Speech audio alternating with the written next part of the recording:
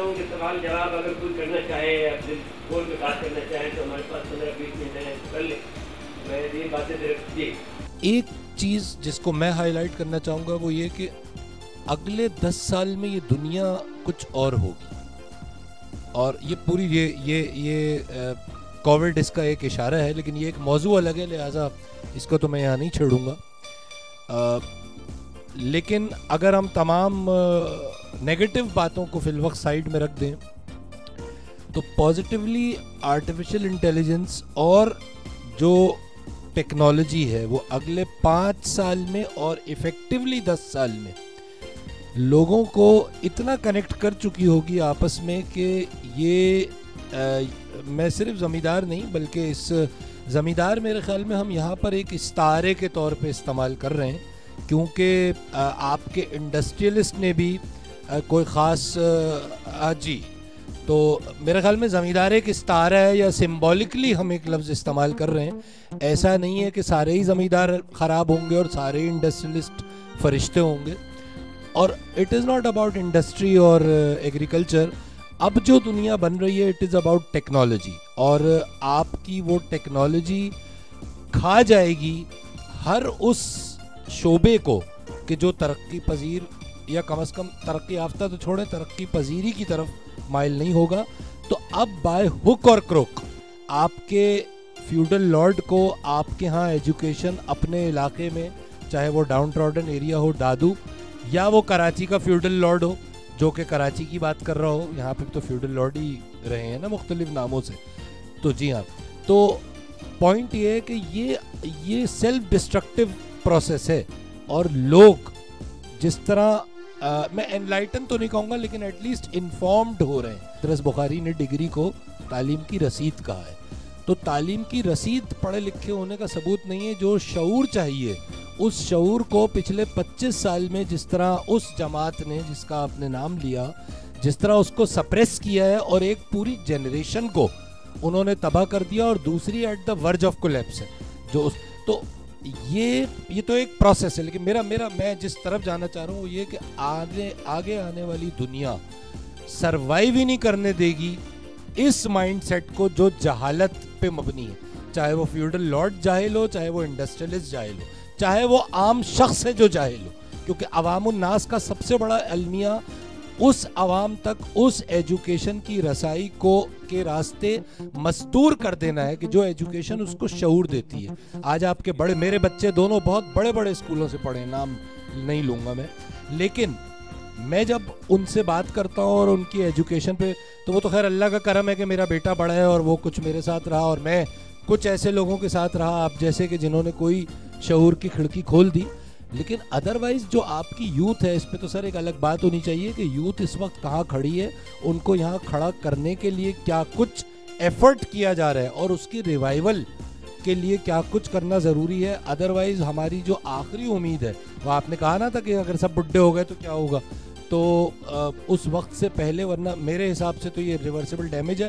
امید مجھے صرف ایک بات سے ہے، وہ امید یہ کہ ہمارے پاس پوٹینشل ہے اور ہماری یوتھ ابھی بھی ایک اچھی بات کو اگر اس سے وہ اس کی زبان میں کی جا رہی ہے، ہمیں ریوائیو ایک خاص چیز کو اور بھی کرنا ہے، اور یہ میری زندگی کا پیشن ہے.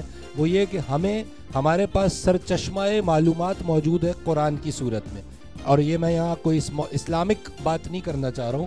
میں قرآن کو جو 6000 علوم سے زیادہ علوم کا منبع اور سرچشمہ ہے، اس قرآن پہ میں تھوڑے بہت ایک طالب علم ہونے کی حیثیت سے جو میں سائنٹیفک کوانٹم فزکس کی بیس پہ ریسرچ کرتا ہوں، تو پتہ یہ چلتا ہے کہ اس انداز میں جب تک چیزوں کو لوگوں کو نہیں سمجھایا جائے گا گلوبلی، کیونکہ گلوبلی ہم جس چیز کو کہہ رہے ہیں کہ مسلمانوں کی تعداد میں اضافہ ہو رہا ہے، تو وہ حدیث پاک ذہن میں آ جاتی ہے کہ ہوں گے تو بہت، لیکن اس طرح کے ہوں گے جیسے سمندر پہ جھاگ ہے.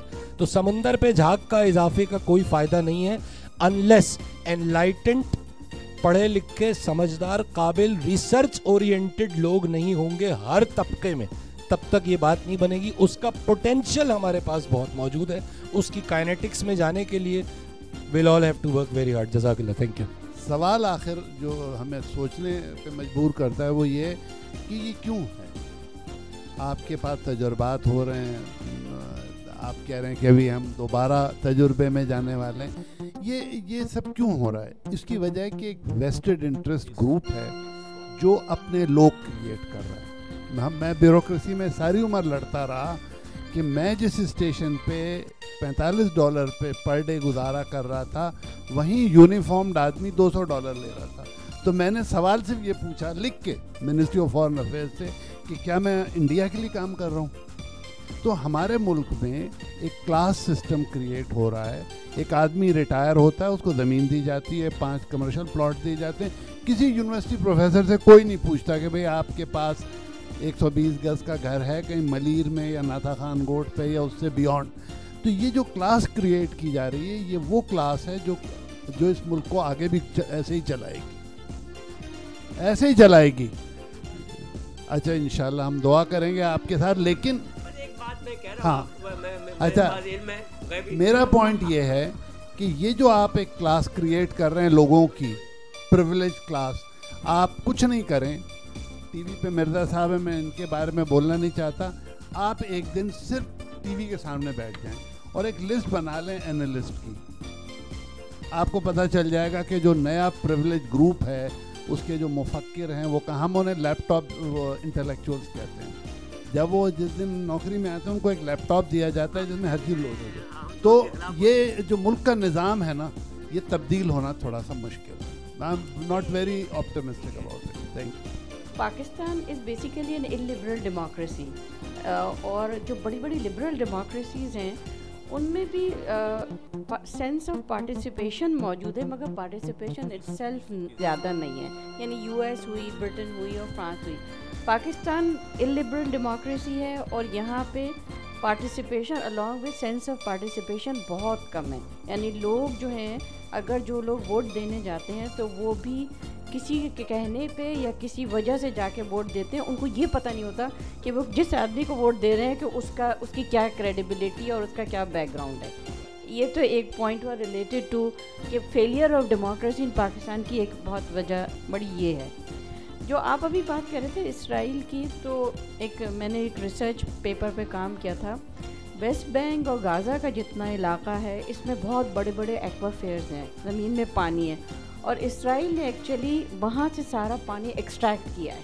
انہوں نے وہ جو اب سیلف سفیشینٹ ہوئے نا, ان کا سارا جھگڑا ہی یہی ہے کہ وہ یہ کہتے ہیں کہ ان جگہوں پہ جو فلسطین کا ایریا کلیمڈ ہے یہاں ایکوافیئرز ہیں اور یہ بہت زیادہ زرخیز زمین ہے. تو انہوں نے بہت بڑے بڑے پلانٹ لگا کے وہ پانی نیچے سے نکالا ہے, اور وہ وہاں پہ جو بستیاں بسا رہے ہیں ان کی ایک بہت بڑی وجہ یہ بھی ہے. نہیں, بات تو یہ ہے کہ ڈفرینس آف اوپینین تو سوسائٹی کی سروائیول کنسرن ہے نا. جب ہیگل نے کہا تھا کہ تھیسس ہوتا ہے تو اس سے اینٹی تھیسس ہوتا ہے, پھر سینتھیسس ہوتا ہے. تو اگر اس سے نہیں ہوگی تو ڈیولپمنٹ کی تو علامت ہی یہی ہے نا کہ جی آپ جب سوسائٹی کے اندر آپ ڈفرینس آف اوپینین کو سپورٹ کریں گے تو چیز آئے گی. تو جس طرح ڈاکٹر صاحب نے کہا کہ جی یہ جو کنیکٹیوٹی آ رہی ہے اور سوشل میڈیا آ رہا ہے یا جس قسم کی آ رہی ہے, یہ تو ساری موڈ آف پروڈکشن کے ساتھ اٹیچ ہے نا کہ آپ کی سوسائٹی کا کیا موڈ آف پروڈکشن ہے یا کیا آپ کرنا چاہتے ہیں. آپ ایک آبسلیٹ ماڈل کے ساتھ زندہ رہنا چاہتے ہیں تو وہ بھی ہماری چوائس ہے, اور اگر اپنے آپ کو اپڈیٹ کرنا چاہتے ہیں تو وہ بھی ہماری جو ہے اپنی وش پر ہوتا ہے کہ جس کو کس طرح کریں. ایک طرف نارتھ کوریا, دوسری طرف ساؤتھ کوریا بھی ہمارے سامنے ہی ہیں کہ بارڈر کے اس طرف کیا ہے, بارڈر کے اس طرف کیا ہے. یہ ڈیسیشن تو ہمیں خود کرنا ہوگا. میرے خیال سمبولیکلی باتیں کی جاتی ہیں, وہ زیادہ افیکٹو بھی ہوتی ہیں اور ہماری ایک تھیوری بھی ہے. تو سوال یہ ہے کہ جب کنیکٹیوٹی ہے تو کنیکٹیوٹی سے ٹرانسفر کیا ہو رہا ہے, دس از مور امپورٹنٹ. اب اگر میں ایک جو ہے وہ آپ لوگ تو سائنٹسٹ ہیں, میں تو نہیں ہوں, ظاہری بات ہے. تو جب ایک سائنٹیفک تھیوری پڑھتے ہیں, نہیں میں طالب علم ہوں, ساری عمر رہوں گا کیونکہ علم تو پھر اب ابن سینا اور فارابی کے پاس ہی تھا, ابن عربی کے پاس تھا, ہم تو نہیں پہنچ سکتے وہاں. تو سوال یہ ہے کہ آپ جو ہیں وہ اس کنیکٹیوٹی کو یوز کس لیے کر رہے ہیں. اگر اس کنیکٹیوٹی کے لیے آج بھی یہ کہا جا رہا ہے کہ جی زمین سورج سے گرتی اور جو ہے وہ میں بات کروں تو یہ جو کنٹرڈکشن آف دا سوسائٹی ہے ان کو کہیں تو ریزالو ہونا ہے نا. نیتنیاہو نے یہ کہا کہ ہم اتنے ایگریکلچر میں زبردست ترقی کر چکے ہیں کہ جس پودے کو, یہ میں نے نعیم صاحب کو فون کر کے کہا, نعیم صاحب کو میں نے وہ ویڈیو بھیجی جو چیئرمین ہیں اٹامک انرجی کمیشن کے, तो उनसे नेतन्याहू ने ये कहा कि हमें जिस पौधे को पानी की ज़रूरत होगी सिर्फ हम उसी पौधे को पानी पहुँचाने की सलाहियत रखते हैं। यानी इतने 10,000 पौधे लगे हुए हैं, लेकिन जिस पौधे को पानी की ज़रूरत है हमें पता है किस पौधे को पानी की ज़रूरत है, हम उसको पानी पहुँचाते हैं। यानी अब किस तरह पहुँचाएंगे, दे हैव डेवलप्ड।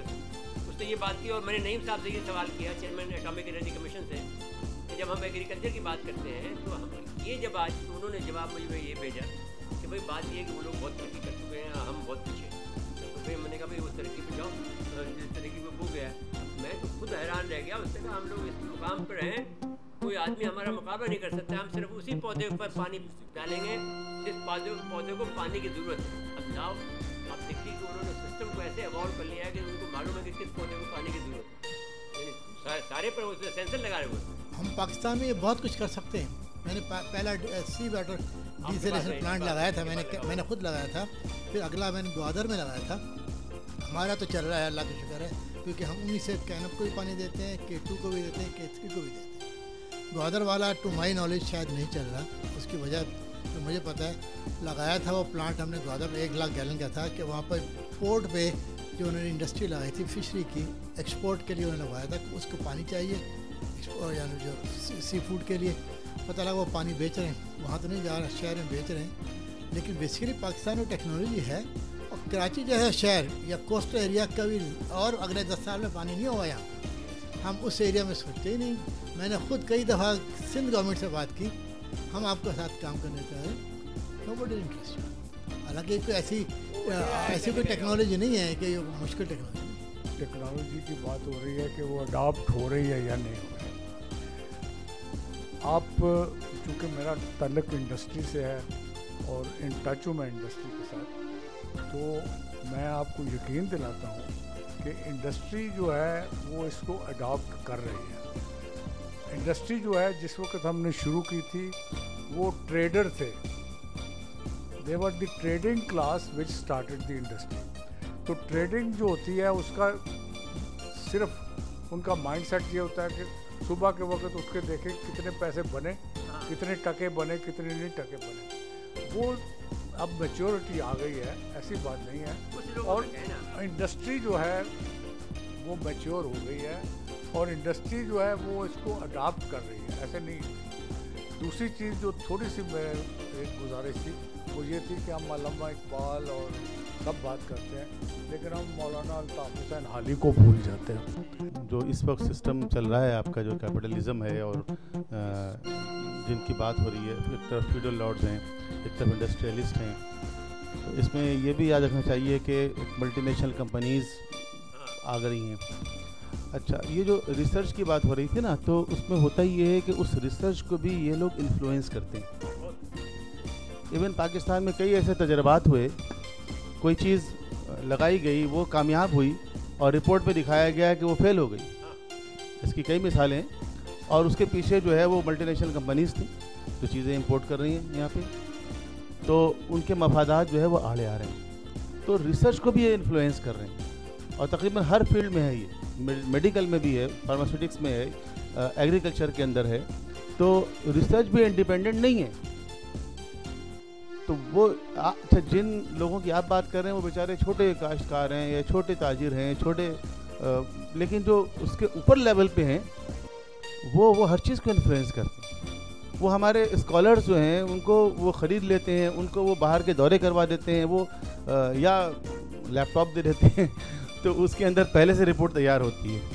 नाज़रीन किराम, आपने देखा कि आज कितने अहम लोगों ने और कितने अहम मौजू पर जो गुफ्तगू की है वो हम आपकी नज़र करते हैं, और इस पूरे पाकिस्तान के लोगों को जो जिस अंदाज से हमने यौम पाकिस्तान मनाया, उसके साथ साथ में ये बात हमें याद रखनी चाहिए, जो कुछ हमारे इन लोगों ने आज के जो मुकर्रिरीन ने जो आपकी खिदमत में गुजारिशात की हैं, जो आपको नई नई बातें बताई हैं कायद-ए-आज़म मोहम्मद अली जिन्ना के बारे में, पाकिस्तान के हवाले से, फ़लसफ़ा के हवाले से, तालीम के हवाले से, माइशत के हवाले से, ये सारे मौज़ूआत जो हैं वो आप की नज़र की जाते हैं, और इस पर फ़ैसला आपको करना है और उसके मुताबिक अमल करना है।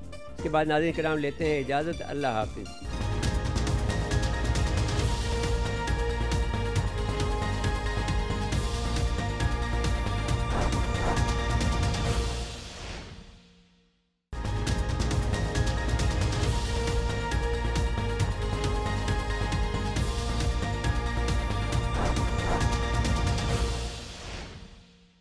میں درخواست گزار ہوں جناب ڈاکٹر وقار بٹ صاحب سے.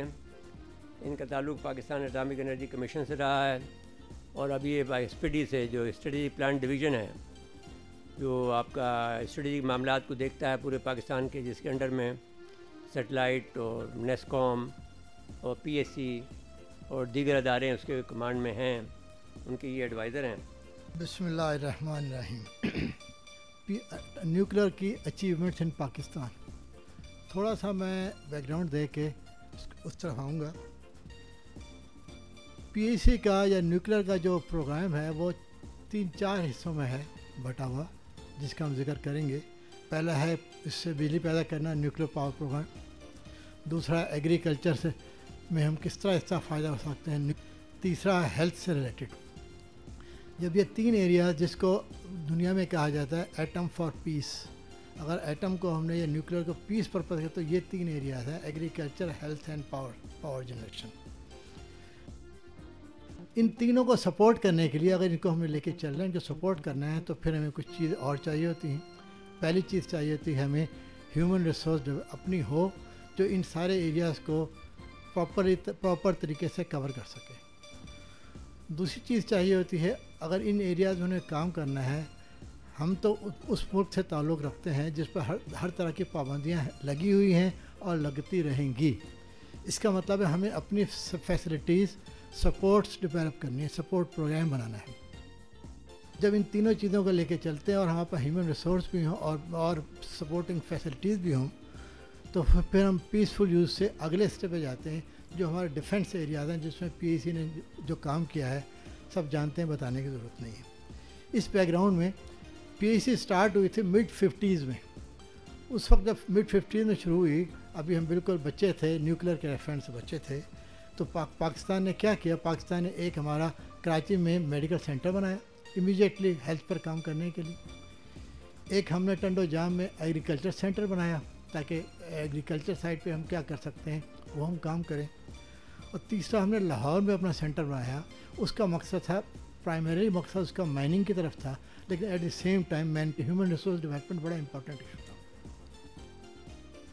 یہ کام ہم نے شروع کیا mid-50s میں, لیکن میجر نیوکلیر کے ایکٹیویٹیز شروع ہوتی ہیں وہ آتی ہیں mid-60s میں, جب ہمارا پہلا میجر R&D پروجیکٹ مکمل ہوتا ہے اسلام آباد میں پنسٹیک کے نام سے, اور دوسرا ہمارا کراچی میں پہلا نیوکلیر پاور پلانٹ بننا شروع ہوتا ہے mid-60s میں, 67-68 میں شروع ہوا تھا.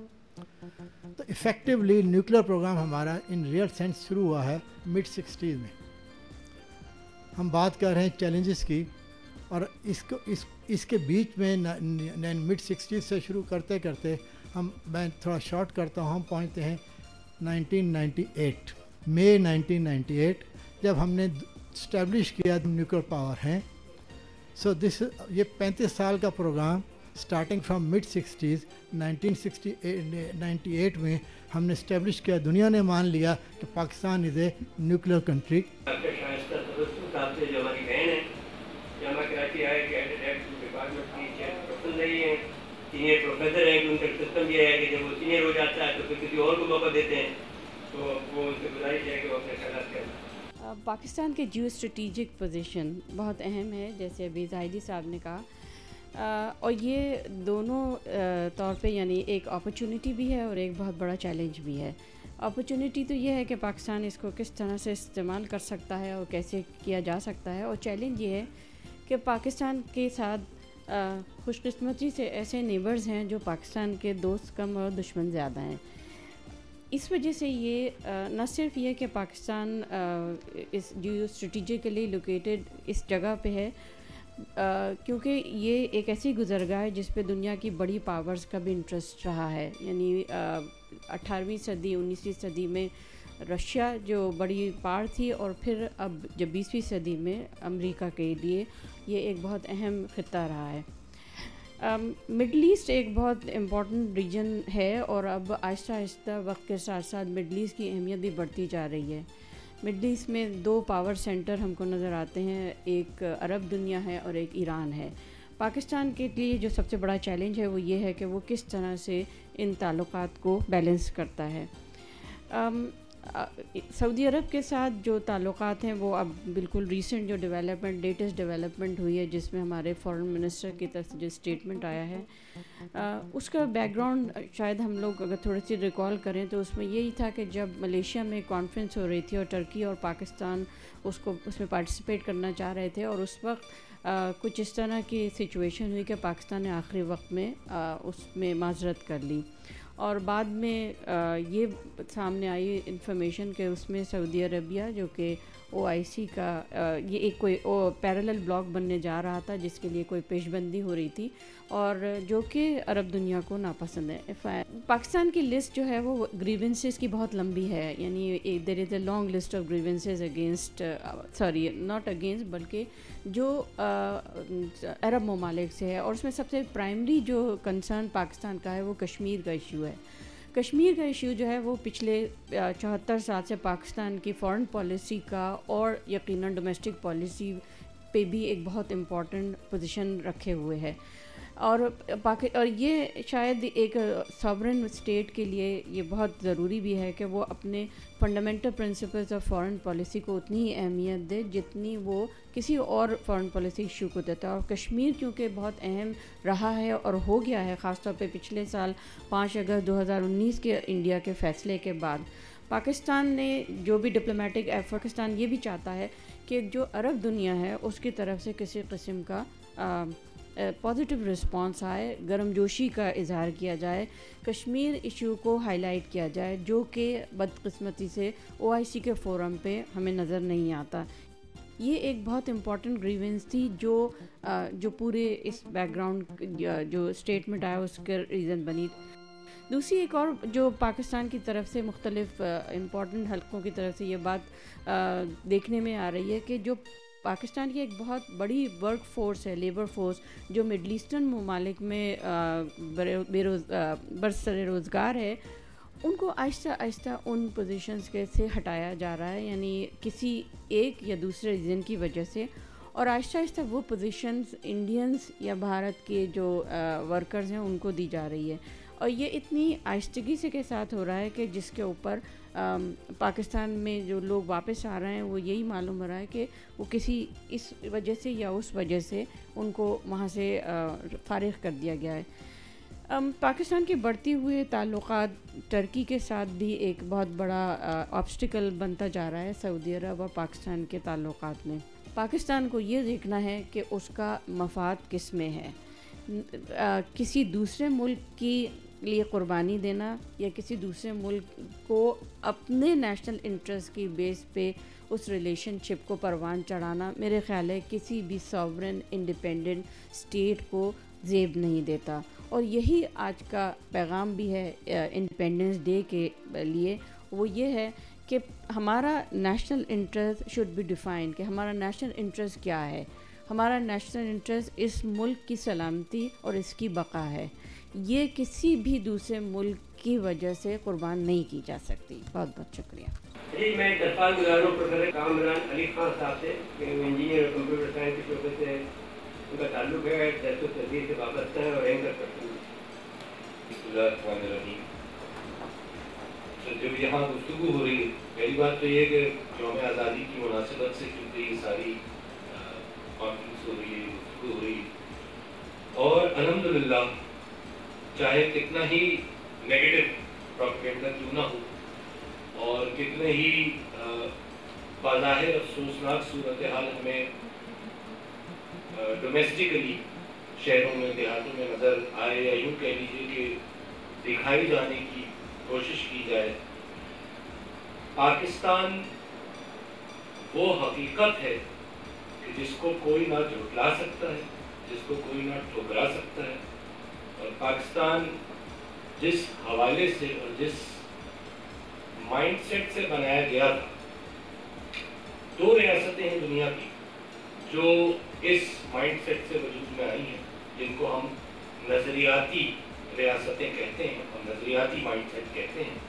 इंटरेस्टिंगली ये दोनों रियासतें एक दूसरे की हरीफ तसव्वुर होती हैं, यानी पाकिस्तान और इसराइल। ये दो दुनिया की वाहिद रियासतें हैं कि जो एक ख़ास मजहबी नुक्ता निगाह जिसमें शामिल थी इनकी तबलीग में।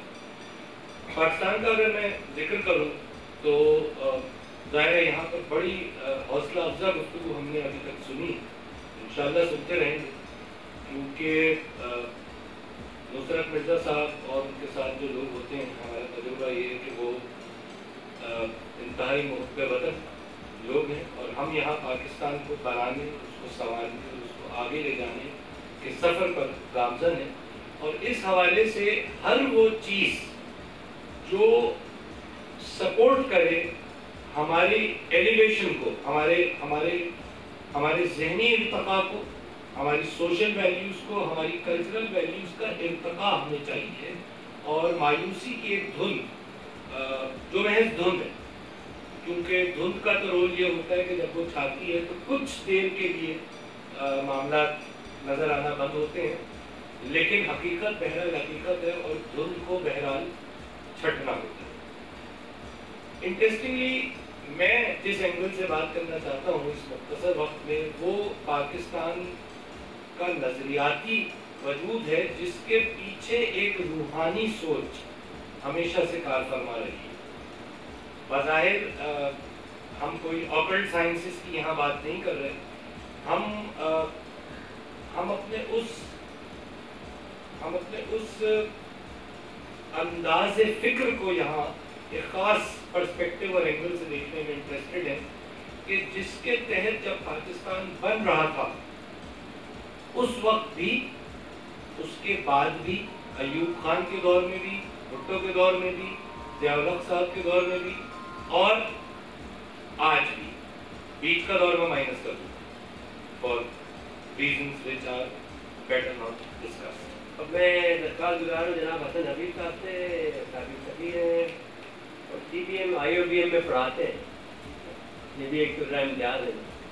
अस्सलाम वालेकुम। सबसे पहले तो मेरा साहब का शुक्रिया दावतनामे का, और दूसरा कन्फेशन ये कि जो आज मैं सोच के आया था बोलने के लिए, उस पर काफ़ी लोगों ने बोल दिया। मैं हमेशा से महसूस रहा हूँ कि ख़ास ग्रोह है जो कायदे-ए-आज़म के बारे में कुछ ऐसी बातें करता है कि हमारे नौजवान उससे परेशान होते हैं। मैं भी बच्चों को पढ़ाता हूँ और मेरा अंदाज़ ये है कि मैं बच्चों के साथ बिल्कुल उनके लेवल पे आके बात करूँ। तो मैंने कभी कोशिश नहीं की कि उनको समझाऊँ कि भाई मैं 35 साल फॉरेन सर्विस में रहा हूँ और दुनिया के बड़े लोगों के साथ मैंने वक्त गुजारा है या उनसे सीखा है या नहीं सीखा है।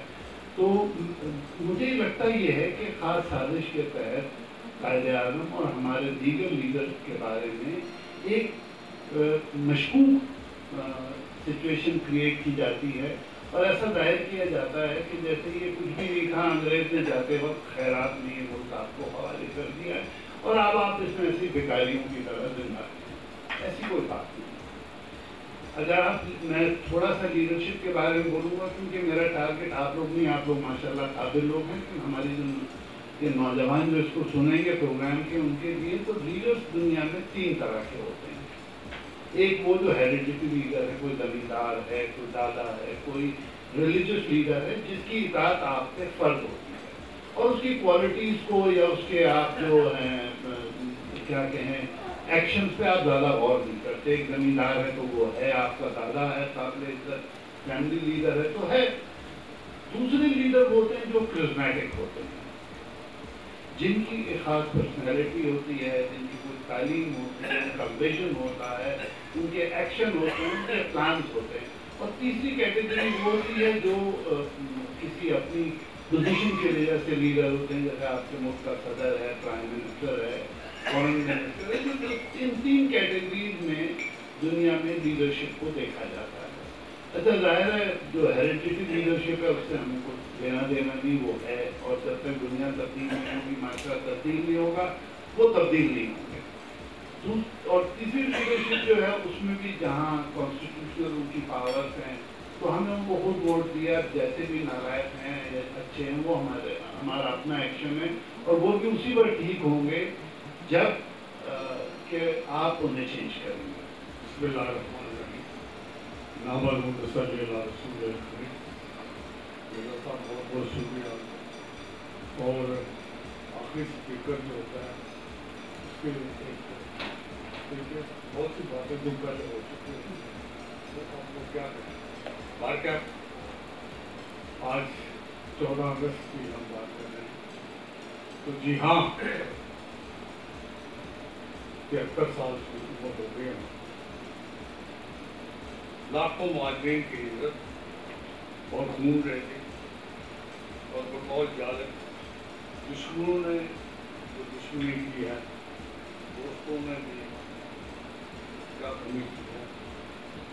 اس کے باوجود لاکھوں لوگوں نے ہجرت کی، خون سے ٹرینیں بھر بھر کے آتی رہی، اور اس کے باوجود لوگ جو ہے وہ پاکستان میں، اس کا مقصد کیا تھا. ایک تو وہ بات ہے. دوسری بات میں یہ کہتا ہوں کہ سب لوگوں نے بات کی ہے، میں تو یہ کہتا ہوں کہ باقی سب چیزوں کے علاوہ یہ ایک فرد کی ذہانت اور اس کی جو بھی انٹلیکٹ اور اس کا جو تھا کہ میں نے یہ کام کرنا ہے، وہ سب سے زیادہ عام تھا. اور جو لوگ اس وقت آ رہے تھے ٹوٹے پھوٹے، ان کو بھی یہ یقین تھا کہ قائد اعظم نے کہا تھا کہ یہ پاکستان جو ہے یہ ترقی کرے گا، پاکستان جو ہے اس میں ایک اسلامک مملکت ہوگی، پاکستان میں سب کی عزت ہوگی. تو یہ اس کی وجہ سے لوگ پیچھے آ رہے تھے.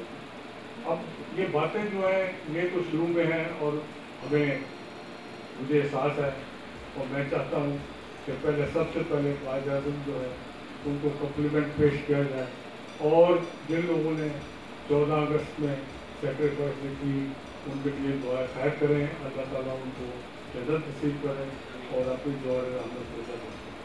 اب جو مجھے بتایا گیا تھا وہ یہ تھا کہ اکانومی پر بات ہے. حالانکہ میں اکانومسٹ نہیں ہوں، میں انجینئر ہوں. میرا تعلق ٹیکسٹائل سے ہے، میرا تعلق بزنس سے ہے. تو بارگاہ میں نے جو دیکھا پاکستان بنتے وقت اور جو دیکھا اس کے دوران میں، اس کی بات کروں گا. اس میں جو بھی اکانومی کی بات ہوگی وہ آپ اس میں سے لے لیں، باقی جو ہے وہ آپ چھوڑ دیں. میں اکانومک جو ماڈل ہیں یا اس کی جو چیزیں ہیں اس کو تو سامنے پیش نہیں کروں گا. میں اس وقت جس وقت 47 کی بات ہو رہی ہے، 47 میں 10ویں جماعت کا تعلق ہے. اس وقت میں لاہور میں تھا. تو لاہور میں جو اکنامک کی سچویشن تھی، مسلمانوں کا اس میں جو حصہ تھا، اس کو ذرا غور کریں. میں تھوڑی سی مثالیں دوں گا کہ انارکلی سب سے بڑا بازار تھا ایک مسلمان کی دکان، اور وہ بھی جوتوں کی دکان. کوئی بینک نہیں تھا، ایک ہی یونیورسٹی تھی اس وقت. انڈسٹری ٹیکسٹائل انڈسٹری میرا جس سے تعلق ہے، صرف 2 ٹیکسٹائل ملیں تھے، لال پور کاٹن مل اور سوشلسٹ کاٹن مل، اور دونوں ہندوؤں کی تھی. ایک برلا کی تھی، ایک ٹاٹا کی. ایک چھوٹی سی فیکٹری گجرانوالے کے پاس تھی، وہ شوگر کی چھوٹی سی فیکٹری تھی. اسی طرح سرحد میں ایک چھوٹی سی فیکٹری تھی. تو یہ ہمارے پاس نہ بزنس کا کوئی اسکل تھی، نہ بینکنگ کی کوئی اسکل تھی، نہ ہمارے پاس کوئی ایسی اسکل تھی جس کو ہم اکنامک کہتے کہ یہاں یہ اکانومی اس وقت یہاں پہ ہے، اس کو ہم نے اس طرح موڑنا ہے.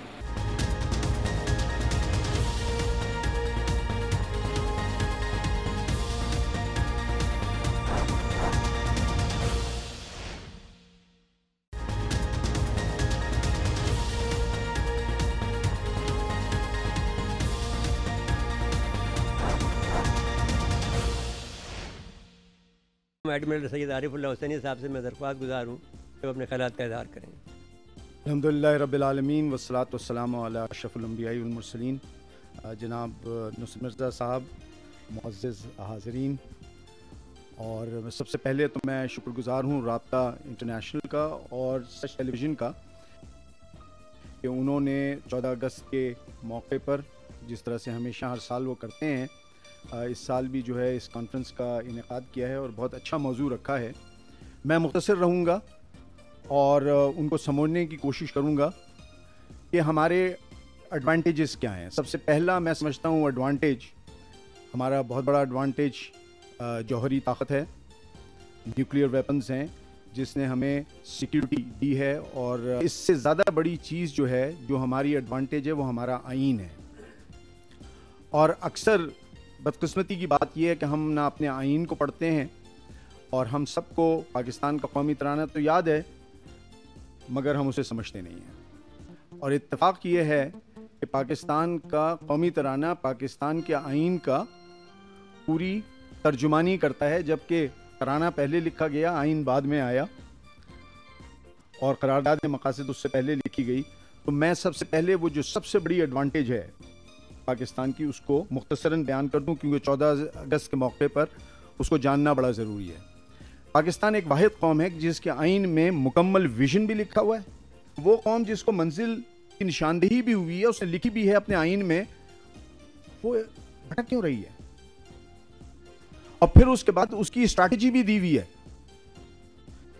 آئین ہمارے قومی ترانے کے 3 بند ہیں. پہلے بند کے اندر پاک سر زمین شاد باد، کشور حسین شاد باد، تو نشان عزم عالی شان. وہ عزم عالی شان کیا ہے؟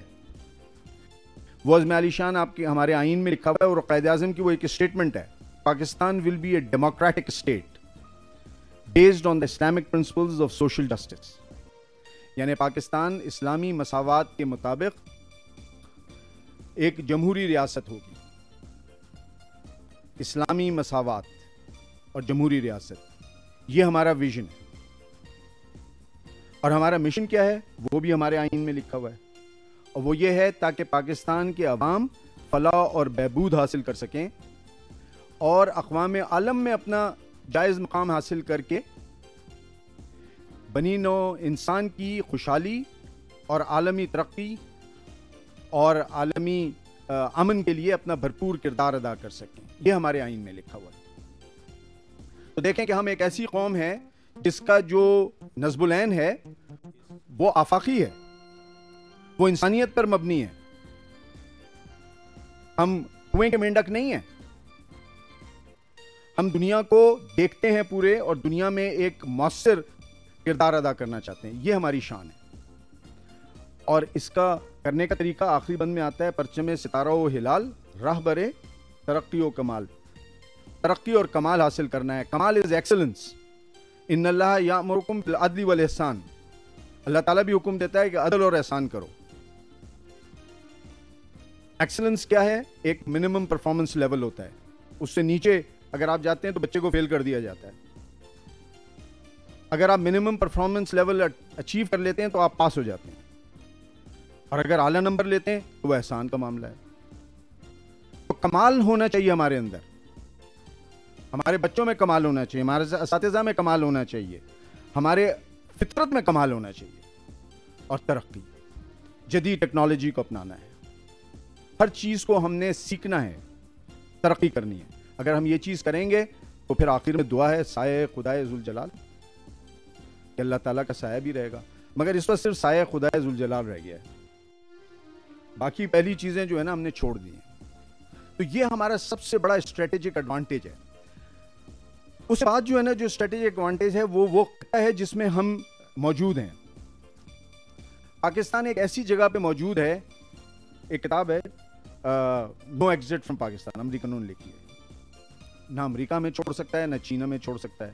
جو بھی قوی طاقت ہوگی دنیا میں، اس کو اس خطے میں اپنا اثر و رسوخ رکھنا ہے. جہاں ہم موجود ہیں تو ہم اپنا اثر و رسوخ کیوں نہیں بڑھائیں؟ ہماری یہ حیثیت ہے. یہ دنیا کا پیوٹ ہے. مارگریٹ وائٹ نے انٹرویو لیا تھا تو اس نے پوچھا کہ آپ کے امریکہ سے تعلقات کیسے ہوں گے، تو قائد اعظم نے اس کی طرف جھک کر اپنی انگلی سے بتایا کہ Pakistan is the pivot and the world revolves around it. So this is what was the vision of Quaid Azam and he exactly knew the worth of Pakistan. تھوڑے آج ہم جو ہے نا ادھر ادھر بھاگتے پھر رہے ہیں, لوگوں کے سامنے کشکول اٹھائے ہوئے, اور انہوں نے کہا کہ امریکہ جو ہے وہ ہمیں نہ صرف مدد کرے گا, اگر امریکہ مدد نہیں کرے گا تو روس دور نہیں ہے, سوویت یونین دور نہیں ہے ہم سے. آج پھر ہم اسی تناظر میں ہیں, تو ہمیں اپنی اسٹرینتھ کو کرنا ہے. ڈاکٹر سیما ناز صدیقی صاحبہ سے گزارش کروں گا, پروفیسر یہ ہماری جو شعبہ ارضیات سے ہیں, ہماری بہن ہیں اور بہت ہی مخلص ہیں, پہلے یہ تقریر کر لیں پھر تھوڑا سا ڈسکشن بھی ہم کریں. سب سے پہلے تو میں جب آپ کے مسلمہ یوم آزادی اور آپ سب کے ساتھ منا رہی ہوں تو میں بس یہ کہہ سکتی ہوں کہ یوں بھی ہمیں آزادی کی دنیا ہوئی حیران, قائد اعظم تیرا احسان ہے احسان, اور یہ احسان پوری پاکستانی قوم پر پاکستان کی شکل میں قائد اعظم نے جو کیا ہے اس کے حوالے سے سب سے پہلے تو خدا بزرگ و برتر کے انتہائی شکر گزار ہے, اور اس کے بعد تمام تبصرہ اس کامیابی کا قائد اعظم اور ان کے دو ساتھیوں کو جاتا ہے جنہوں نے انتہائی محنت جان پہچانی اور مدبرانہ انداز میں بغیر لڑے, بغیر جھگڑے, بغیر کسی تلوار اٹھائے اس موومنٹ کے خدادات کو ہمارے لیے حاصل. ایک دفعہ میں پڑھ رہی تھی, شیکسپیئر نے کہا تھا کہ دنیا میں دو طرح کے انسان ہوتے ہیں. ایک عظیم انسان وہ ہوتے ہیں جو بائی برتھ ہوتے ہیں یا پیدائشی ہوتے ہیں, اور ایک وہ ہوتے ہیں جو اپنے کردار اور افعال سے اپنے آپ کو عظیم بنا لیا کرتے ہیں. ہماری خوش قسمتی کہ ہمارے قائد ان دونوں خصوصیات کے حامل ہیں. جب ہم یہ دیکھتے ہیں کہ ان کے اندر آئین پسندی, اصول پسندی, ان کے اندر صاف گوئی, بے باکی, نڈر پن, اور اس کے ساتھ ساتھ اپنے اصولوں پر قائم رہنے کی ایک بڑی خصوصیت موجود تھی. اور ان کی اصول پسندی ہی کی وجہ ہے کہ انہوں نے دنیا میں ہمارے تمام مورخین کہتے ہیں کہ انہوں نے تاریخ کا دھارا بدل ڈالا تھا, انہوں نے پورا اس کا نقشہ بدل ڈالا تھا, انہوں نے مسلمانوں کو ایک عظیم ریاست پاکستان کی شکل میں عطا کروا دی. ان کی بصیرت کو اگر آپ دیکھیں, ان کی مدبرانہ سیاسی سوچ کو دیکھیں, تو انہوں نے دو قومی نظریے کی شناخت, اس کے اثرات, اس کے مطبرات کا اسی وقت اندازہ لگا دیا تھا کہ بہت سے لوگ بلکہ بہت سے آج تک نہیں سمجھ پائے تھے, لیکن انہوں نے اس کو سوچا اور ہمارے لیے ایک علیحدہ مملکت کا تصور ہمارے سامنے پیش کیا. نئی نسل سے ان کو کتنا شغف تھا اس بات سے اندازہ لگائیں کہ ایک دفعہ طلبا کی ایک جماعت تھی, وہ ان کے پاس آئی اور آ کے ان سے ملنا چاہا, تو ان کے جو سیکرٹری تھے مطلوب حسن صاحب تھے اس وقت, تو انہوں نے کہا کہ سر وہ 15 منٹ لیٹ ہو گئے ہیں, وہ آپ سے ملنا چاہ رہے ہیں. قائد اعظم نے کہا کہ نہیں, اس وقت دوبارہ ٹائم دیے اور کل. انہوں نے دوبارہ ٹائم دیا اور دوسرے دن وہ طالب علم آئے, تو جب قائد اعظم نے ان سے ملاقات کی تو ان سے کہا کہ دیکھو میں نے تمہیں ایک سبق دینا چاہا تھا, جو لوگ اپنے وقت کی قدر نہیں کرتے وہ ہمیشہ پیچھے رہ جاتے ہیں. اپنے وقت کو پہچانو, وقت کی قدر کرو, اپنے اصول بناؤ اور آگے بڑھو, کیونکہ کل کا پاکستان تمہارا پاکستان ہے. اگر آج تم اتنے لاپرواہ ہو گے تو آئندہ آنے والی دنوں میں بھی تو تم کچھ نہیں کر پاؤ. میں ڈاکٹر ظاہری صاحب کو سے بات گزار ہے, تو تشریف لائیں اور موضوع پہ گزارشات پیش کرنا چاہتا ہوں, اور یہ گزارشات دراصل 3 نکات کے natural resources of Pakistan, human resources of Pakistan and geostrategic location of Pakistan, اور the significance of geostrategic location of Pakistan. دیکھیے سب سے پہلے نیچرل ریسورس کی اگر ہم بات کریں تو الحمدللہ وطن عزیز نیچرل ریسورسز کا قدرتی وسائل سے مالا مال ہے, بھرپور ہے. ہمارے پاس پہاڑ ہے, ہمارے پاس دریا ہے, ہمارے پاس سمندر ہے. ایسی چیزیں ہیں جو بعض اوقات سپر پاورز کے پاس بھی نہیں ہیں. اور ایک تھیوری ہے کہ سوویت یونین گرم پانی کی تلاش میں افغانستان کے راستے شاید پاکستان آنا چاہتا تھا, لیکن آج حالات نے ثابت کر دیا ہے کہ ये गर्म पानी कितना कीमती है और कितना अहम है कि चीन जैसा मुल्क अपने इन्वेस्टमेंट के लिए पाकिस्तान के बरूनी नजर। तो अल्लाह तबारक व तआला ने हमें नेचुरल रिसोर्सेज दिए भरपूर, तो ये हमारे पास अपॉर्चुनिटी है। लेकिन इस अपॉर्चुनिटी को जो चैलेंज दरपेश है वो ये है कि हमारे पास टेक्नोलॉजी नहीं। हम मांगे तांगे की टेक्नोलॉजी से काम चलाते हैं और अपने नेचुरल रिसोर्सेज को इस तरह एक्सप्लोर नहीं कर पाते जिस तरह से करना चाहिए, इतना फ़ायदा नहीं उठा पाते, उससे वो आमदनी हासिल नहीं कर पाते। क्यों? इसलिए कि टेक्नोलॉजी की कमी। मिसाल के तौर पर पाकिस्तान में 1 मुरब्बा ज़मीन पर जितनी काश्तकारी होती है आज दुनिया के बाद मुल्कों में उससे 4 गुना ज़्यादा होती है। लेकिन हमारा जो किसान है वो बेचारा उसी ट्रेडिशनल तरीके से हल चलाता है और बीज लगाता है, फसल उगाता है और उसको वो फ़ायदा नहीं पहुंच रहा जो दुनिया में टेक्नोलॉजिकली एडवांस कंट्रीज के अंदर फ़ायदा पहुंच रहा है। ना उसके ऊपर वो रिसर्च हो रही है उस बीज के ऊपर, उस फसल के ऊपर, जिसकी वजह से जो नेचुरल रिसोर्सेज अल्लाह तबारक व तआला ने हमें अता फरमाए हम उससे फ़ायदा नहीं उठा पाते। हमारे पास दरिया है, हमारे पास समुद्र है, लेकिन हमारा ये कीमती पानी दरियाओं से गुजरता हुआ समुद्र के आगे गिर जाता है। हमारे यहाँ बारिश नहीं होती है तो खुशकारी हो जाती है और ज़्यादा बारिश होती है तो सैलाब आ जाता है। ये सब कुछ क्यों है? लेकिन जो नेचुरल रिसोर्सेज हमारे पास हैं उनसे फ़ायदा उठाने के लिए जो टेक्नोलॉजी ज़रूरी है वो हमारे पास नहीं है। दूसरी अपॉर्चुनिटी है ह्यूमन रिसोर्स। ह्यूमन रिसोर्स में जो इंसानी वसाइल, दुनिया की हर कौम के पास ह्यूमन रिसोर्स है, तो ह्यूमन रिसोर्स को मैनेज करना होता है कि आप ह्यूमन रिसोर्स को किस बेहतर तरीके से मैनेज करते हैं। और मैनेज करने के लिए ह्यूमन रिसोर्स मैनेजमेंट जिसको आप कहते हैं उसकी एक थ्योरी है जिसको कहते हैं पेस्ट फैक्टर्स, PEST।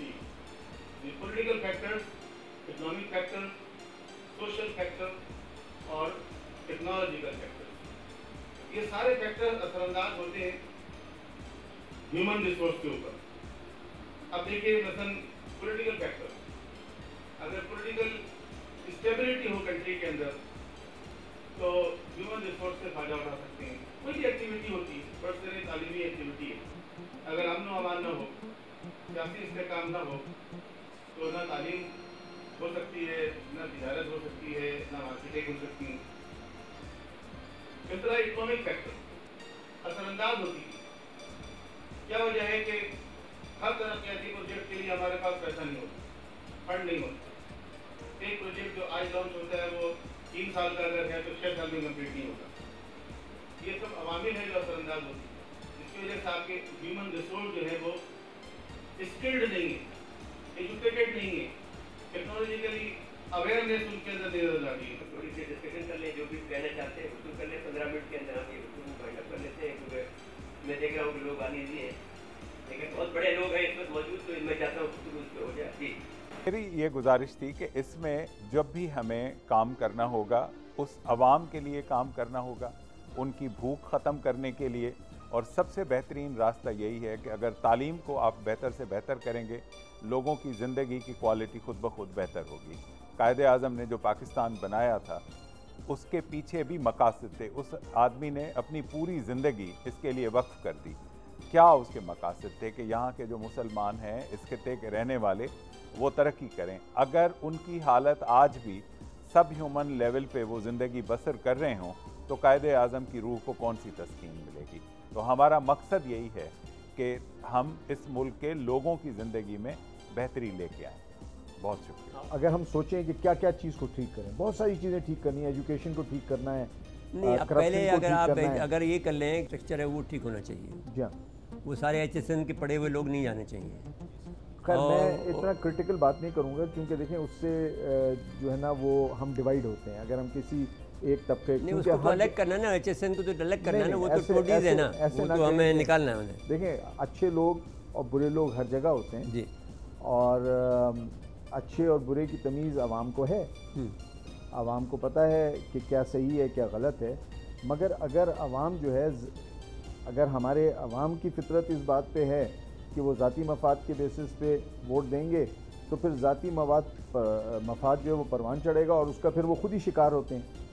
اگر وہ ان کو یہ بات سمجھ میں آ جائے کہ میرٹ کے اوپر لوگوں کو وہ آگے بڑھائیں، تو جب میرٹ کے اوپر جو لوگ سلیکٹ ہو کے پارلیمنٹ میں جائیں گے تو پھر انشاءاللہ وہ میرٹ کو اپہولڈ کریں گے۔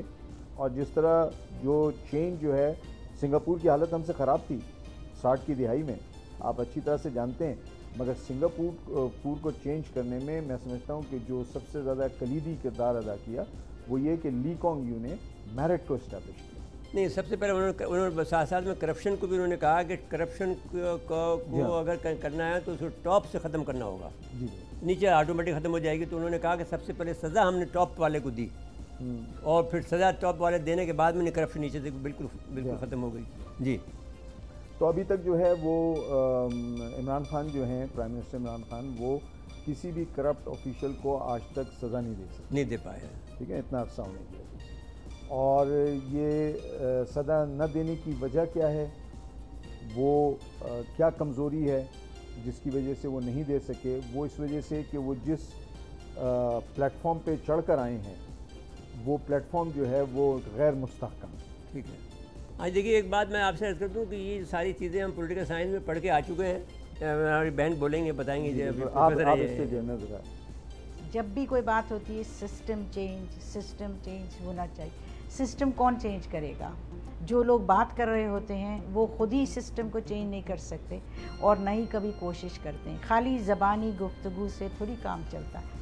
جمہوریت سب سے بہترین حکومت ہونی چاہیے جو ہوتی ہے، یہ مغرب کا فلسفہ ہے۔ ہمارے لیے جمہوریت کا مطلب آپ ایک عام آدمی کو اہمیت دیں گے، اس کی رائے کو اہمیت دیں گے، لیکن اس کا یہ مطلب نہیں ہے کہ اہم سیاسی معاملات یا دفاعی معاملات میں اس کی رائے کو آپ شامل کریں۔ اس کی رائے ہوگی ایک لیول تک منتخب کرنے کے لیے۔ منتخب وہ ہوگا جو اہل ہے، اہل اس چیز کا جس کے لیے، جو سیٹ کا جس کے لیے وہ چنا جا رہا ہے، قانون سازی کا ہے یا کسی بھی اور چیز، اور اس کی شرائط ہیں، بہت کڑی شرائط ہونی چاہیے۔ دیکھیے الیکشن کمیشن بہت ساری شرائط رکھتا ہے کہ آپ کو پارٹی میں اگر شامل ہوں گے تو پارٹی کے کچھ کنڈیشنز ہیں، جی، اور پھر یہ کہ سب چیز بتانی ہے، پھر اس کے بعد جواب دہی کہاں چلی جاتی ہے۔ الیکشن کمیشن اگر چاہے تو بااختیار ہیں کہ ان لوگوں کو جنہوں نے غلط یا بات کی ہے یا یہ گروہ گوئی سے کام لیا ہے، ان کو اس جگہ سے، اس سیٹ کو خالی کروا دیں، لیکن کرواتے نہیں۔ تو سسٹم چینج کون لے کے آئے گا؟ صرف کہہ دینے سے نہیں ہوتا۔ مرزا صاحب، ابھی میں نے سب کی باتیں سنی اور ماشاءاللہ بہت اچھی باتیں ہوئیں، لیکن اس میں جو کچھ بھی باتیں ہوئی ہیں اس میں سمجھتی ہوں کہ کافی جدوجہد اور کوشش کی ضرورت ہے۔ لیکن میں ذاتی طور پہ یہ سمجھتی ہوں کہ شکوہ ظلمت شب سے تو کہیں بہتر ہے اپنے حصے کی کوئی شمع جلاتے جاؤ، جیسے کہ ابھی ایڈمرل صاحب نے فرمایا کہ کوئی نہیں کرے گا تو میں کروں گا۔ بس یہ اگر سوچ آ جائے کہ یہ ملک اپنا ہے، یہ وطن اپنا ہے، اسے ہم نے سجانا ہے، اسے ہم نے سنوارنا ہے، تو میرا ہاتھ جہاں تک جاتا ہے مجھے چاہیے کہ میں وہاں تک کام کروں، کسی اور کا ہاتھ جہاں تک جاتا ہے وہ وہاں تک کرے، اور جب ہم انفرادیت کو سنوار لیں گے تو اجتماعیت خود بخود سنورتی چلی جائے گی۔ اس کے ساتھ ساتھ میں پاکستان کے حوالے سے ابھی باتیں سن رہی تھی تو دو چیزیں میرے ذہن میں بہت زیادہ آ رہی تھیں کہ ہمارے ہاں سب سے جو مین مسئلہ ہے وہ تعلیم کی کمی کا ہے، اور شاید وہ اسی وجہ سے ہے کہ شرح خواندگی اتنی کم کر دی گئی ہے۔ اس میں اگر آپ تربیت کو جوڑیں نا، تعلیم اور تربیت کے بغیر کچھ نہیں ہوتا، کوئی چیز نہیں ہے، بالکل بالکل۔ اور اس میں مسئلہ یہ ہوا ہے کہ تعلیم کو شاید جان بوجھ کے نظر انداز کیا گیا ہے، اس لیے کہ آج جو ہمارے حکمران دو تین دفعہ آئے ہیں، ان کے ذہن میں ہمیشہ یہ رہا کہ اگر یہ تعلیم یافتہ ہو جائیں گے تو ان کے اندر اویئرنیس آ جائے گی، آگہی آ جائے گی، پھر وہ نہیں بن سکیں گے حکمران۔ جو وہ آج اپنی جماعت میں بھی جمہوریت نہیں لا پاتے تو وہ ملک میں کیسے لا سکتے؟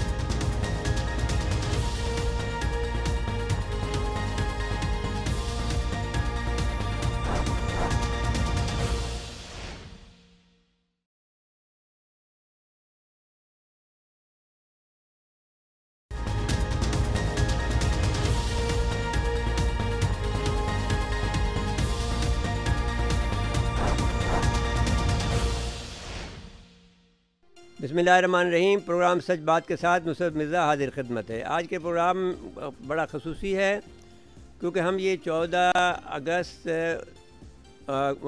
2020 के हवाले से ये प्रोग्राम कर रहे हैं। ये 14 अगस्त हमारा यौम आज़ादी है, 74वां यौम आज़ादी है पाकिस्तान का। इस प्रोग्राम में बड़ी अहम शख्सियात को हमने मदऊ किया है और जो पाकिस्तान के मुख्तलिफ़ पहलू को उजागर करेंगे। जनाब मोहतरम प्रोफेसर डॉक्टर तनवीर खालिद साहबा का शुक्रगुज़ार हूँ। डॉक्टर मोहम्मद अली शेख साहब जो हमारे वाइस चांसलर सिंध मदरसतुल इस्लाम यूनिवर्सिटी का है, जो कि कायद आज़म की यूनिवर्सिटी, यहाँ पर कायद आज़म मोहम्मद अली जिन्ना बानी पाकिस्तान ने तालीम हासिल की, उनके वाइस चांसलर का आना हमारे लिए बाइस इफ्तिखार है। और हमारे बिरादर मोहतरम और बहुत ही हर दिल अज़ीज़ मैंने पूरे पाकिस्तान के सैयद आरिफुल्लाह हुसैनी एडमिरल साहब हैं, जो कि पाकिस्तानी फ्लीट के कमांडर रहे हैं और बहुत मकबूल हैं कराची में ख़ुसूसन और पाकिस्तान में, इसलिए कि ये वो शख्सियत हैं जिनके ज़माने में पहली हमने जो उनकी इंडिया की जो अबदोद आई थी पाकिस्तान की जासूसी करने के लिए या हमारे सेबोटाज करने के लिए, जो हमारा पहला वो कानवाया जा रहा था जहाज़ों का, उसको डिस्टर्ब करना चाहती थी, तो उन्होंने पकड़ लिया उसको, यानी देख लिया उसको और उसके पीछे फिर अपने जहाज़ लगा दिए। तो इस लिहाज से इनका रतबा और इनकी जो सलाहियत और काबिलियत जो है काबिल तारीफ़ है और हम उनको बहुत ही कदर की निगाह से देखते हैं और इंतहाई उनके मोहतरम शख्सियत हमारे लिए हैं। फिर प्रोफेसर सीमा नाज सिद्दीकी हमारी बहन है, जो वफाकी उर्दू यूनिवर्सिटी शोबा अर्जियात से उनका ताल्लुक़ है। इजाज़त दें तो मैं मौजू का तारुफ़ मैं कराना चाहता हूँ। मौजू जो है वो मजबूत एटमी पाकिस्तान के लिए मौक़े और चैलेंजेस है।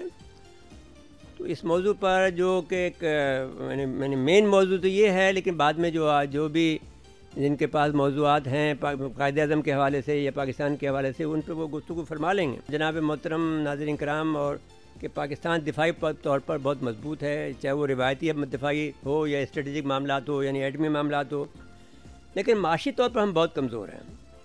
अब इसमें जो ज़रूरत है वो ये है कि माशी तौर पर हमें मजबूत होना चाहिए। तारीख़ में और या दुनिया में जो पहले हुआ, जैसे चीन हुआ, पहले माशी तौर पर मजबूत हुआ, फिर बाद में उसने अपने आप को स्टडी तौर पर मजबूत कराया। लेकिन हमारी मजबूरी ये थी कि जब इंडिया ने एटमी धमाका किया 1974 में, तो जुल्फ़िकार अली भुट्टो साहब ने बड़ा तारीख़ी जुमला कहा कि हम को घास भी खाना पड़े लेकिन हम फिर एटम बम बनाएंगे। और सो हमने 1984 में एटम बम बना लिया था। ये बहरहाल उनकी काविशों का नतीजा है, उनको सज़ा भी मिली फिर। और ये तरीका है कि पाकिस्तानियों का ये खूबी है कि वो हर हाल में झुक कर काम करते हैं, लेकिन फिर किसी वक्त में वो अपना पाकिस्तानियत का इजहार करते हैं तो फिर वो अमेरिका उनको सज़ा देता है किसी न किसी तरीके से। तो अब हम ये कहते हैं कि हम दिफाई तौर पर मजबूत हैं और पाकिस्तान अपने मखसूस हालात की बिना पर जो इतना मजबूत हुआ, लेकिन जब कभी भी कोशिश की कि हम माशी तौर पर तरक्की कर लें तो फिर हमारे ख़िलाफ़ हाइब्रिड वार कर दी गई, अफ़गानिस्तान की जंग कर दी गई, जिसकी वजह से हम माशी तरक्की नहीं कर सके। और आज भी हमारा ये हाल है कि आप इस वक्त जब हम सीपैक पर के हवाले से हम मजबूत होना चाहते हैं माशी तौर पर, तो हमारी तरफ चारों तरफ से इल्गार है कि हम किसी तौर पर भी माशी, क्योंकि अगर माशी तौर पर तरक्की हम कर लेते हैं तो वाकई हम सुपर पावर बनने के या एटमी ताकत बनने के अहल हो जाते हैं। तो अब हुआ ये है कि पाकिस्तान में अमेरिका की जो मदाखलत थी वो इतनी ज़्यादा थी कि आप देख लीजिए कि जब अय्यूब साहब ने भी पहले अमेरिका के साथ में अपना रिश्ता नाता जोड़ा, लेकिन बाद में जब उन्होंने कहा फ्रेंड नॉट मास्टर, तो फिर उनको फिर सज़ा के तौर पर उनको हटा दिया गया। इसी तरह जब जुल्फ़िकार अली भुट्टो साहब ने भी कोशिश की, लेकिन जुल्फ़िकार अली भुट्टो साहब को फिर बाद में उन्हीं लोगों के हाथों में फांसी पर चढ़ा दिया गया जो कि जिनके लिए उन्होंने हथियार बनाया था। फिर अब जब आप ज़ियाउल्लाह को ले लें, उन्होंने भी बहुत ज़्यादा इनके लिए जो वो हमारी भी जंग थी जो अफ़गानिस्तान में जंग हुई, लेकिन उसके ये हुआ कि हमें कलर्शन को कल्चर और हिरन कल्चर का हमें वो तोहफ़ा मिला, लेकिन वो भी हमने निपटा। अब सूरत हाल जो है वो हमारी तरक्की के अंदर जो हमें चाहिए, जो ज़रूरत जिस बात की है, मैं बात को मुख्तसर करते हुए मैं ये कहना चाहता हूँ कि हम जहाँ दिफाई तौर पर मजबूत हैं वहाँ पर हमें माशी तौर पर मजबूत होने की बड़ी सख्त ज़रूरत है। इसके बगैर हम कोई जंग नहीं जीत सकते हैं, कोई और मामला नहीं कर सकते हैं। तो उसके लिए हमें एक तो सॉफ्ट पावर होने की ज़रूरत है। सॉफ्ट पावर होने के लिए हमें अब जो माशी तरक्की चाहिए, जिसके लिए हम सीपैक पे काम कर रहे हैं, अच्छी हुक्मरानी चाहिए, جو ہمارے پاس کیبنٹ اچھی نہیں ہے اس وقت جو ہے. عمران خان صاحب بہت اچھے آدمی ہیں لیکن ان کے ساتھ میں جو کیبنٹ ہے وہ اس کو کسی طور پر بھی آئیڈیل نہیں کہا جا سکتا, یا وہ اچھی کیبنٹ نہیں کہا جا سکتا. ہمارے پاس بیوروکریسی جو ہے وہ اچھی ہونی چاہیے, جو کہ پہلے تھی, جو ہاکس کہلاتے تھے ایوب کے زمانے میں. جتنے بھی بیوروکریٹ تھے وہ سارے کے سارے امریکہ ان کو خریدنا چاہتا تھا, وہ نہیں خرید سکے. تو امریکہ کے خود اخبارات یہ کہتے تھے کہ وہاں پر جو ہے 10 ہوئے ہیں پاکستان کے اندر جو ہماری بات نہیں مانتے ہیں. تو اس کے بعد میں کرپشن ہونا چاہیے, جو کہ دیکھیے ایک ملک ریاض ہے جو کہ یہاں پر ایک کنسٹرکشن کا کاروبار کرتا ہے, اس کو 19 ملین پاؤنڈ کی اس کو امریکہ برطانیہ میں اس کی جائیداد ضبط ہوئی ہے, جو کہ 37 ارب روپے کے برابر ہے. لیکن ایک ٹھیکیدار جو ہے جو کہ اسٹیٹ کا کام کرتا ہے وہ اتنا مالدار ہو گیا. لیکن پاکستان جیسا ملک جہاں سے وہ پیسے کماتا ہے, جو لوگوں کے جیبوں میں ڈال کر اتنا بڑا مالدار ملک آدمی بن گیا ہے. لیکن ہمارا ملک غریب ہے اور اب جو وہاں کے لوگ ہیں, جو لوگ لوٹ مار کرتے ہیں, وہ امیر ہیں. تو اس کے علاوہ جو بات یہ ہے کہ ہمیں کوشش یہ کرنی پڑے گی کہ جو ہمارے خلاف ہائبرڈ وار ہے اس کو بھی, جو ہمارے جو تضادات ہیں اس کو بھی ہمیں بیلنس رکھنا ہوگا, ان کو اپنے مضبوطی کے ساتھ میں. پھر تعلیم اور ٹیکنالوجی جو ہے وہ ایک بہت اہم چیز ہے جس پر ہم نے خاص توجہ نہیں دی. آج بھی جو ہے 6% سے زیادہ یا 2% سے زیادہ ہمارا اس میں حصہ نہیں ہوتا ہے ہمارے بجٹ میں تعلیم کے معاملے میں. اور ٹیکنالوجی اور IT کے معاملہ جو ہے جو بہت اہمیت حاصل کر گیا ہے. آپ نے دیکھا انڈیا کے خلاف جو ہے 3 مرتبہ سائبر حملہ کیا, اس کو جو کہ آج تک 26 فروری کو کیا, کہ اس کے تمام 27 کو کیا کہ ہم نے سارے ان کے راڈار جام کر دیے اور پھر ان کے 2 جہاز گرا لیے تھے. لیکن چین نے بھی اس دفعہ یہ کیا ہے کہ 2 اگست کو امریکہ کے جو تمام جو تائیوان کے علاقے میں وہاں پر ان کو منجمد کر دیا. اور یہ بات طے ہو گئی تھی کہ وہ اس وقت اگر وہ نہیں, اگر ایک اور 34 منٹ سیکنڈ تک سے لے کر 37 سیکنڈ تک ان کے سارا نظام منجمد رہا, جو کہ چاہے وہ اس کے بحری بیڑے میں تھا یا جہازوں پہ تھا, اور تو اس لیے پھر امریکہ نے اس کو واپسی کی. اسی طرح سے بحر اسود میں بھی روس نے ایک دفعہ ان کا ایک بحری بیڑے کو منجمد کر دیا تھا. تو یہ IT کا دور ہے, اس میں بھی ہمیں ترقی کرنے کی سخت ضرورت ہے. اور سائبر وار جو ایک بڑی جو لڑی جائے گی, تو آپ کا ایٹمی جو ہے جو وہ بھی خطرے میں پڑ جائے گا, تو اگر ہمارے پاس وہ نظام نہیں ہوا.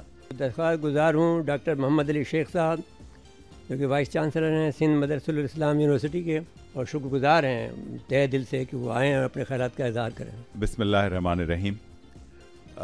میرا خیال ہے کہ چونکہ تعلیم کے شعبے سے اور قائد اعظم کی مادر علمی سے تعلق ہے, تو میں تعلیم کے حوالے سے ہی بات کروں گا کہ پاکستان کے جو گزشتہ 7.5 دہائیاں ہیں اس میں تعلیمی میدان میں ہم نے کون سا سفر طے کیا ہے, اور آئندہ کے لیے ہم کیا امیدیں رکھتے ہیں اور کیا ہم فورسی کرتے ہیں. 1947 میں جب پاکستان بنا تو ہمارے پاس اسکولوں کی تعداد بہت کم تھی, اور اس خطے میں جو آج کا پاکستان کہلاتا ہے وہاں صرف 2 یونیورسٹیاں تھیں, ایک یونیورسٹی آف دا پنجاب اور دوسری یونیورسٹی آف سندھ, جو کہ پاکستان بننے سے 4 مہینے پہلے قائم ہوئی تھی اور کراچی میں وہ قائم ہوئی تھی. ان 2 یونیورسٹیوں کے علاوہ ہمارے پاس اسکول تھے, کالجز تھے, لیکن تعداد بہت کم تھی.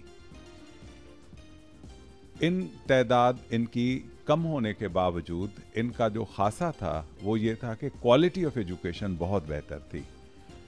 بہت کم لوگوں کو تعلیم تک رسائی تھی, لیکن جو تعلیم حاصل کر لیتے تھے ان کو ایک انتہائی کنکریٹ قسم کی ایجوکیشن فاؤنڈیشن لائف کے لیے وہ تعلیم دیتی تھی. یونیورسٹی میں جانے والے جو طلباء اور طالبات تھے ان کی تعداد تقریباً نہ ہونے کے برابر تھی, بہت کم, 0.something میں ان کی پرسنٹیج ہوتی تھی. لیکن وہ لوگ جو وہاں سے نکلتے تھے وہ پاکستان کو لیڈ کرنے کی صلاحیتیں رکھتے تھے, اور وہ بڑا ایک مضبوط ہمارے پاس انٹلیکچوئل جو بینک تھا اس کا وہ حصہ بنتے تھے. وقت کے ساتھ ساتھ ہم آگے بڑھتے گئے, اور اس کے بعد پھر تعلیمی درسگاہوں میں اضافہ ہوتا چلا گیا. اسکول بھی نئے بنتے گئے, کالجز بھی نئے بنے, یونیورسٹیاں بھی نئی بنی, اور اگر ہم آج کی بات کریں تو اس وقت ہمارے ملک میں تقریباً 200 سے زیادہ یونیورسٹیاں موجود ہیں. یعنی 2 یونیورسٹیوں سے وہ جو سفر شروع ہوا تھا وہ اب 200 یونیورسٹیوں سے اوپر تک چلا گیا ہے. گویا 100 گنا اضافہ یونیورسٹیز کی تعداد میں ہوا. لیکن جب ہم کوالٹی کی بات کرتے ہیں تو کوالٹی بہت زیادہ ہمارے کنسرنس ہیں, اور اس میں ہمیں یہ محسوس ہوتا ہے کہ جیسے کلاسز سے تعلیم کی جو اسٹریمز ہیں وہ ایک طرح سے ڈیوائیڈ ہو کے رہ گئی ہیں. مثلاً یونیورسٹیوں سے نیچے اگر ہم اسکول ایجوکیشن کے حوالے سے آتے ہیں تو ہمارے پاس 4 الگ الگ اسٹریمز ایجوکیشن کی اس وقت بھی بہہ رہی ہیں. یہ وہ لوگ ہیں جن کا ایک دوسرے کے ساتھ قطعی کوئی ذہنی ہم آہنگی یا ربط نہیں ہے. الگ الگ اسٹریمز ہیں, اور اس کا خمیازہ ہمیں یہ دیکھنا پڑتا ہے کہ جب وہ آ کے زندگی کی دوڑ میں شامل بھی ہوتے ہیں آگے بڑھ کر, تو چونکہ ان کی تعلیم اور تربیت بالکل ڈفرنٹ سانچے میں ہوئی ہوتی ہے, اس لیے وہ سوسائٹی کے اندر کانفلکٹ کا بنتے ہیں, باعث بنتے ہیں. مثلاً جو 4 اسٹریمز جن کی میں بات کر رہا ہوں, ایک اسٹریم ہے جن کو ہم ایلیٹ اسکولز کہتے ہیں, جو آج بھی آپ دیکھتے ہیں کہ ہمارے بڑے بڑے شہروں میں جو چند مہنگے علاقے ہیں وہاں پر ان بچوں کو تعلیم دی جاتی ہے. بہترین جو انٹرنیشنل اسٹینڈرڈز کے مطابق کریکولم بھی وہ پڑھایا جاتا ہے جو کہ مغربی دنیا کے ایڈوانس ترین ممالک میں پڑھایا جاتا ہے. ان کا ریئلٹیز آف لائف جو اس ملک کی ہیں ان سے بہت دور کا رشتہ ہوتا ہے. لیکن ان میں جو اچھی باتیں ہیں کہ ان کو آبجیکٹو تھنکنگ سمجھائی جاتی ہے, ان کو پریکٹس کروائی جاتی ہے, ان کو سوچنے اور سمجھنے کی جو صلاحیتیں ہیں ان کو پروان چڑھانے میں مدد کی جاتی ہے.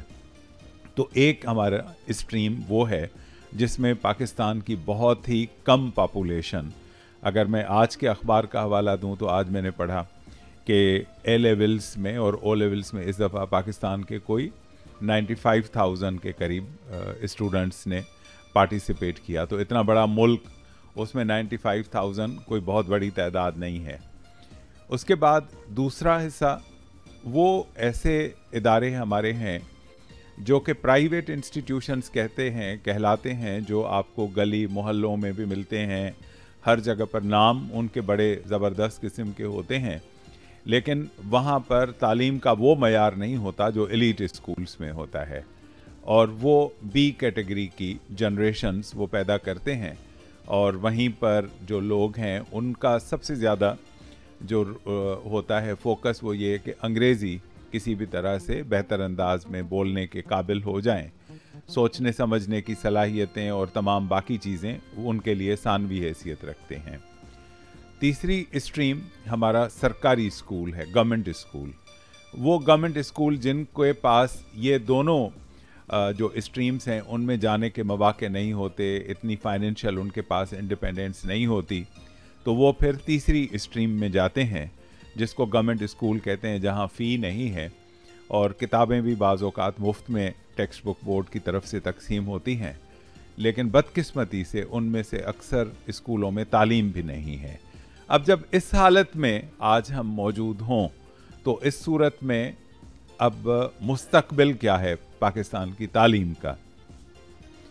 پاکستان کی تعلیم کے مستقبل کے حوالے سے جب بھی ہم بات کرتے ہیں, بعض اوقات ہم یہ کہتے ہیں کہ جی گورنمنٹ پیسے کیوں نہیں دے دیتی, زیادہ پیسے دینے چاہیے, اس سے انکار نہیں. لیکن میرا ہمیشہ یہ کہنا ہوتا ہے کہ جو پیسے ابھی خرچ ہو رہے ہیں کیا وہ پراپر یوٹیلائز ہو رہے ہیں؟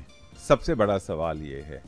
آپ یونیورسٹیز پہ جتنا خرچہ کرتے ہیں, کیا یونیورسٹیز آج آپ کو اس کا نعم البدل دے پا رہی ہیں؟ تو سب سے پہلے آپ کو اپنے سسٹم کو بہتر کرنا ہوگا. میں درخواست گزار ہوں پروفیسر ڈاکٹر تنویر خالد صاحبہ سے کہ اپنے خیالات کا اظہار کریں.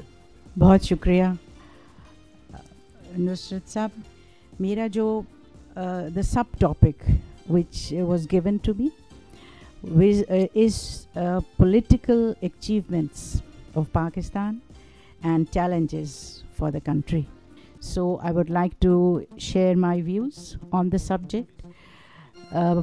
The topic is political achievements and challenges. So we must keep in mind that Pakistan has always faced challenges, but it has come out with achievements which have been pronounced right from the very beginning. From the Pakistan movement, there were challenges faced by the Muslim community. Those challenges were of a different nature. They were promises kept and deliberately broken by the British colonial power. They were siding and pursuing their own independent objectives by the Congress, which began with the cooperation with the Muslims, but then finally required liberty and freedom for India with Hindu hegemony. So this was also there, and again the struggle was very hard and difficult in acquiring rights of expression and independence by those members or people of the community. But we had a very fearless, unquestioned integrity of our leaders, the most important Quaid-e-Azam Muhammad Ali Jinnah and his companions, who took us through, and the best achievement we could ever think of was creating Pakistan. So political achievements are there. The second, even after the country was made, the challenges were many, but they were overcome by farsightedness and national will.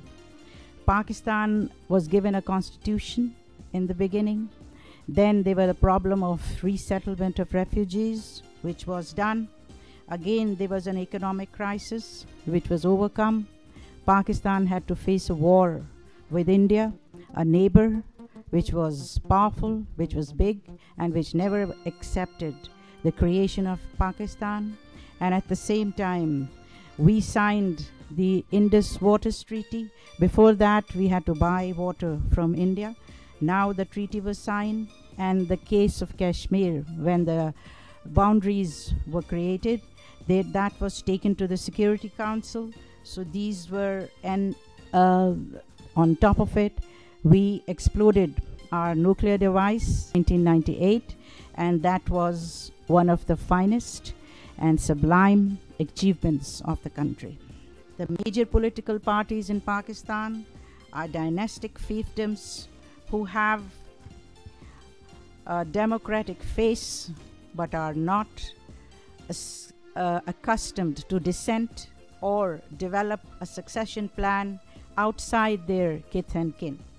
Media has done a good job by creating awareness, but the mushrooming of so many media outlets and seems unplanned and unregulated.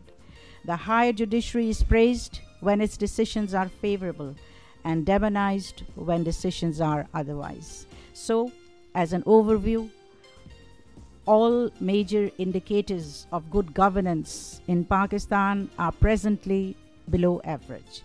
Accountability, transparency, efficient political dispensation, and genuine participation in national polity and rule of law are not very outstandingly pronounced.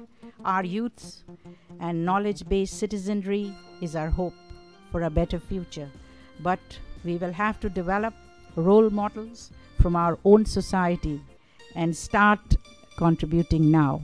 Thank you.